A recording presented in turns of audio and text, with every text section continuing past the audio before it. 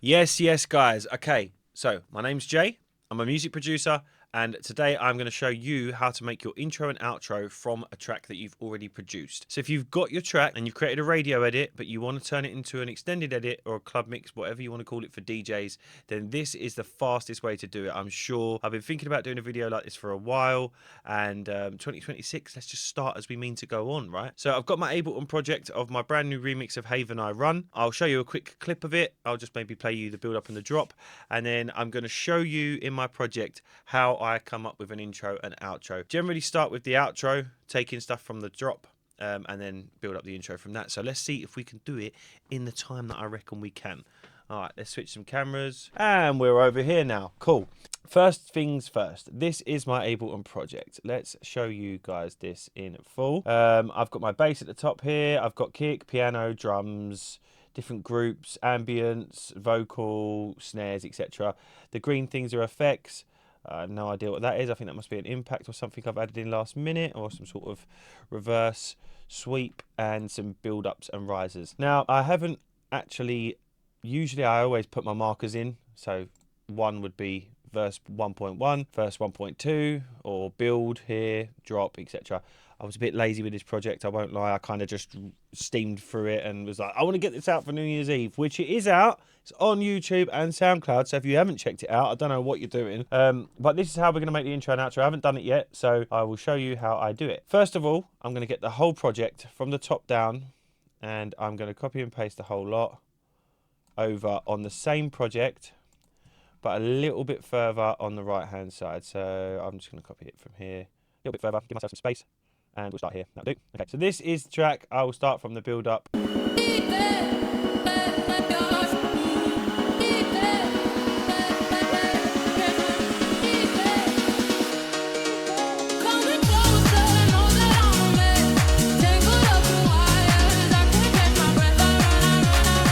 Okay, cool. So you get the general gist of the track. That is the remix. It is out now if you want to go and check it out. That would be fantastic. So I'm going to put a marker here. You don't have to do this sort of stuff. I just find it keeps you on track when you're doing stuff. So set a marker there. This is my drop 2, yeah? So you can even rename that. If you don't do this stuff, start doing it. Organization is key. Drop 2 is there. Okay, so I'm going to start my outro from here. Now, I don't know if I'm going to have a little break section in it or if it's just going to go straight outro. But generally speaking, if we copy and paste our drop across, that's going to be the foundations of our intro and outro. Now, obviously, at the end of the track, you can keep the kick drum in, you can keep the drums in, etc. You can keep your bass in. You can start fading and dropping bits off of your mix, off your project. Now, what you'll notice here, and you can visually see it, is that I have this second drum loop coming in the drums. So this is my drums, yeah? And then in the second half, I've got this fast hat pattern. So I put that hat pattern in. Now, in the outro, what you would have to do is you wouldn't want that to disappear, go away for 8 bars, and then come back, because that would just be weird. It doesn't make sense. So we would bring that over to here, yeah? Now, I might sit there and think, I don't want synths, or I don't want the piano to play in the outro. So this is where you've got to start having your own artistic decisions of how you want the outro to go and what sort of energy you want it to have. And also you've got to think about DJs. DJs don't want to play something when they're mixing something else in. If that new song has got loads of melodic elements or bassline elements that are going to clash with it, you kind of want to keep it as simple as you can. So here's where the outro is going to start on this 5, yeah? I just want to get an idea of what I want.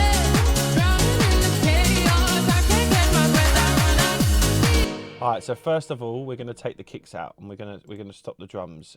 Maybe leave the crash in, but I definitely want to take the majority of them drums out. So I'm just going to be straight up gangster and delete them and just see what happens.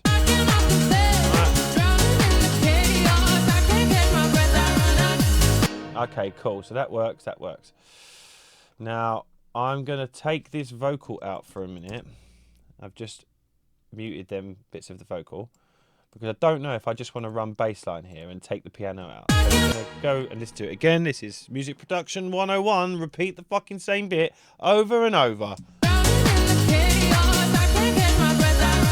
Alright, I don't know why I've got 4 kicks there. That doesn't work, does it? Whip them kicks out. Might have just one.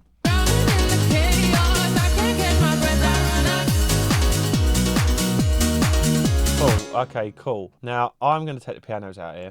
I'm just going to mute these straight up. Mute them.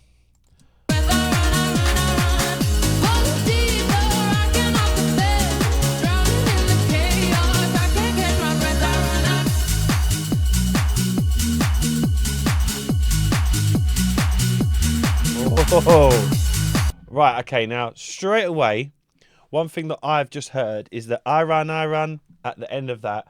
I want that to keep coming back in through the outro because we want people to still know that it's the song's in the mix and the DJ's absolutely smashing it with a 1.5 minute mix up. Oh yeah. So let's go, where is it? Alright, let's go with, I think it's the last quarter. Nope. There it is. So let's go to a 1/8. And we're going to cut that. Now, obviously, I might have to neaten this up a little bit, but let's just try and figure out where I can hear it. At the end. Okay. So then let's put it in bar mode so it will stay roughly in place. And let's see what this does.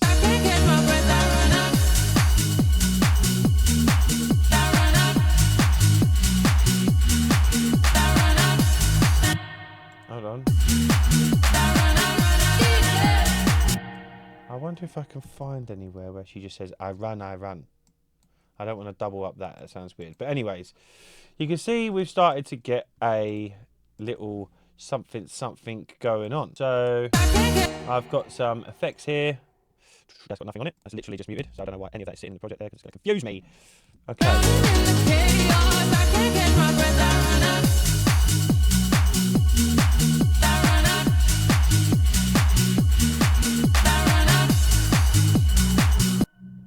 Well, we'll do that again, okay? So we're just going to copy them again, but I think I'm probably going to do something else here. Now, some of these drums are going to fall out. We've got to decide whether we want to keep the clap, hi-hat at the end. So let's go outro.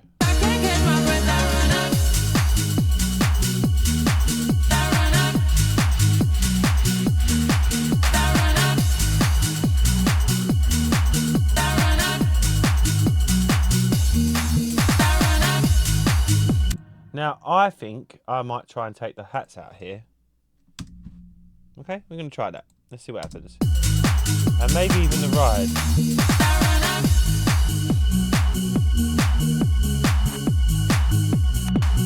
So you know what we're going to do? We're going to take the clap out. The clap, I feel like, is the one that's going to come out right now.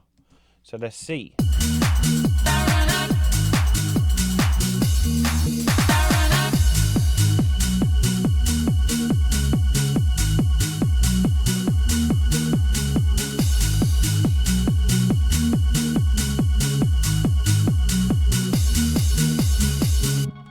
Cool.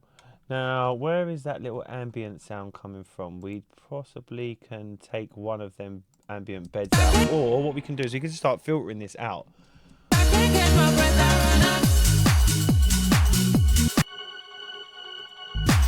Okay, so let's try and pull a filter in onto this channel.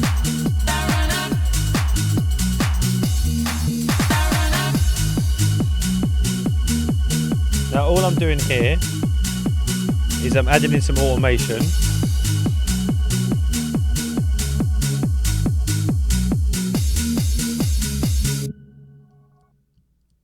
Right, we'll leave that down there like that. And we're going to create a new channel so that we can deal with this in a minute. Okay, so that sounds pretty cool, but the bass line, I don't like it when the notes are continuously playing. And then you've still got that bassline patterning. So I like to try and see if I can get it down to a single note. The root note, of course, at the start. So we're going to go...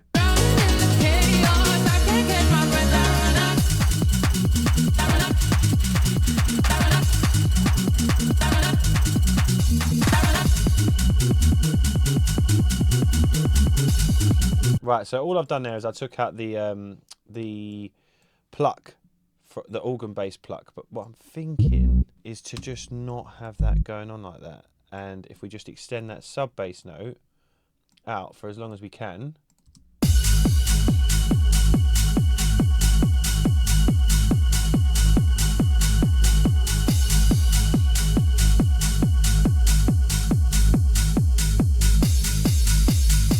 Right, what we could do, just for fun, just for shits and giggles, is can you see my serum? Is it there? Nope. Okay, so you can't see my serum, but what I'm doing right now in serum is I'm going to change the pitch bend range of this synth that I've got for my sub bass, which is a speed garage synth. And I'm going to automate the pitch down, which is fine, but I just close serum. Let's click that so it finds my automation. And now I'm going to automate that down right at the end. And then we're going to take that down as like a pitch sub drop, I guess is what you would call it.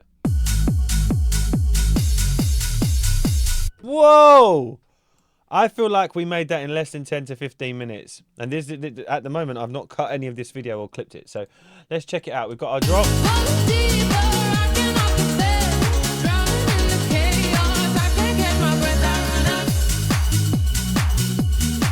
And then at the moment we've got the organ and the sub bass in.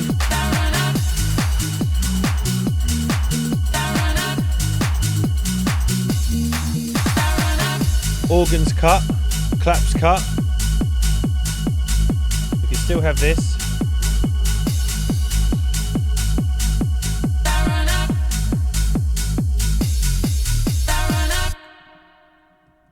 Right, now could I just want there's going to be a part in the vocal where she says I run. I don't want her to say deep in, but I know I've got it somewhere, so I'll have to have a look for that in a second because I wanted to try and keep this video short and brief. Okay, so now I've got this outro, yeah?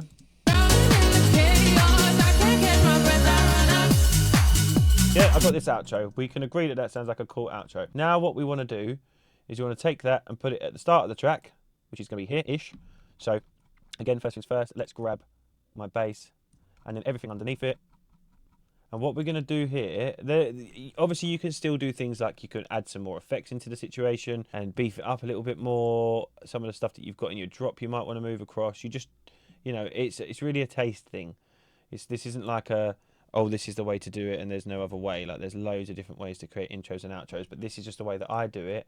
And I've just found that I think it's quicker. And let's be real, intros and outros are important, but they're not the musical idea of your song. They're not. Now, what you see I just did there is I took the outro that we had made, which was here at the end, and I've pasted it at the front here. But the only problem with this is that it's reversed. So we've now got this outro, you got your drop, it's really coming, it's really hitting, and then all of a sudden things start being taken out. We need to do the reverse of that when we're doing the intro. So we need to start putting things into it. So if I can work out where the hell I am on my track, I wouldn't start with this break beat. I don't even know if I would have that in the intro because I would like to keep that so that the energy builds in the drop. So I'm going to take that out for starters. I'm going to leave everything else as it is, but I may do some tweaks with this part of the vocal. But this is just to getting you an idea of it rather than, you know, this is how it is. So if we take the sub bass first and we put that to the left of our main bass, we can now take this, and I'm going to lock my automation. We can take this and this bass. No, we can't, because I can't click properly with my mouse. Okay, so we try that again. So we're going to take our bass, and we're going to just shift it over, because before, you see I swapped the single note. Don't worry about the sub pitch bend. I don't know why that's automated like that. I'm pretty sure we won't need that. And we're going to leave that exactly how it is. Kicks in. What we'll do with the kick is we're going to put a low cut on it, get rid of all the low information, or we could put an EQ on it, however you fancy. Sometimes I'll put it on a completely different channel just so I don't fuck too much up. So if I duplicate this kick and then I do intro kick, I would whip all of that out.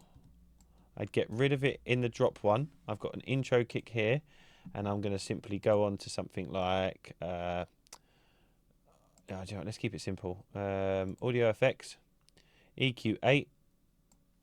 You could probably do it on EQ3. You could do it on FabFilter. You can do it on whatever you want.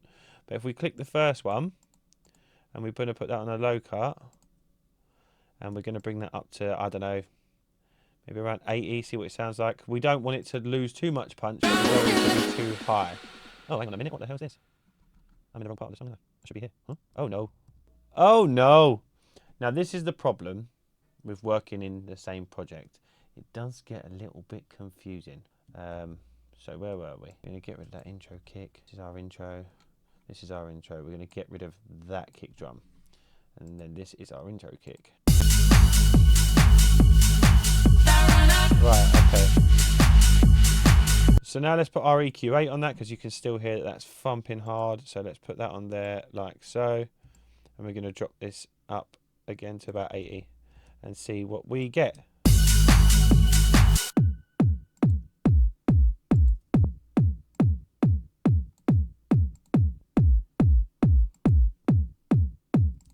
Cool, that's what I like to do, so I'm going to do it. Okay, this is our intro start. Maybe I would not have the hats in at all, so that we can again bring some more energy in, but we'll try that. We'll just try it with the claps. All I'm doing is muting these parts of the track. Again, we probably don't need so many bits of ambience. We can probably get rid of a couple of these. So what's this? Yeah, we're going to get rid of that because that's more melodic for the track. String. It's got some noise at the bottom of it, isn't it?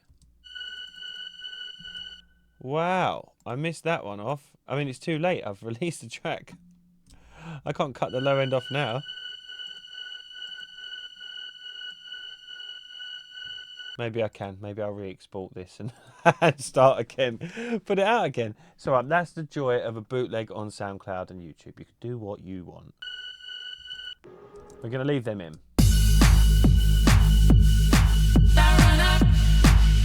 Right, and again, we want to build this up. Yeah, we don't want people to know exactly what's coming straight away. So we're going to start to put, again, with a filter, we're going to put a high cut on this, and I want to slowly build that up. Now, what I'm going to have to do, because I have got a whole track here, is I have to make sure that these are both reaching where they should be.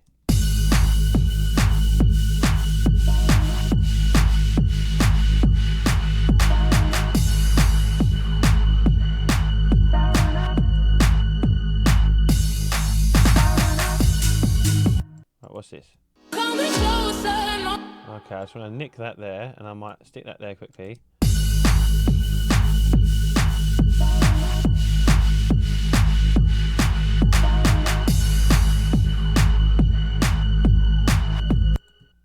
I'm going to put this here. I'm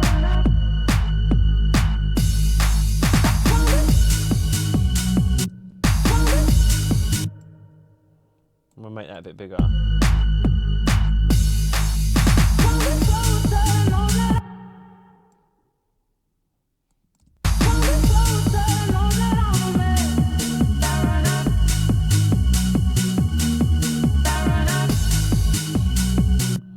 Okay, right, and now what we can do is if we add a delay onto this, just for the intro part, obviously you can turn this off. It might add a little bit more filling space. It might fill the gaps a little bit more in between. So, because again, we don't want to overfill the track and have so much in there that it's just too much for the listener to even listen to.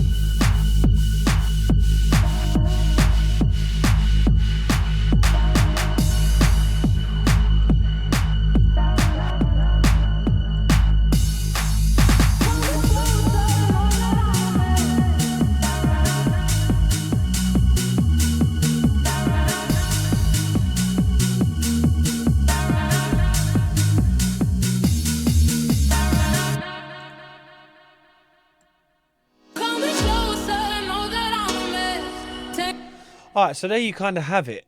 Now, obviously, you can go in like a music producer would, like you would, because that is what you are, a music producer. You can go back into your track and you can keep on tweaking and making this better and better. But we just cracked that out in about 10 to 15 minutes. It does not have to be complicated. It can be really, really simple. Obviously, we've got this little gap here. I'd probably put some noise in. I'd probably put something in there, because I wouldn't keep that space. That's too much of a space. But you get the idea. We've now got a track with an intro.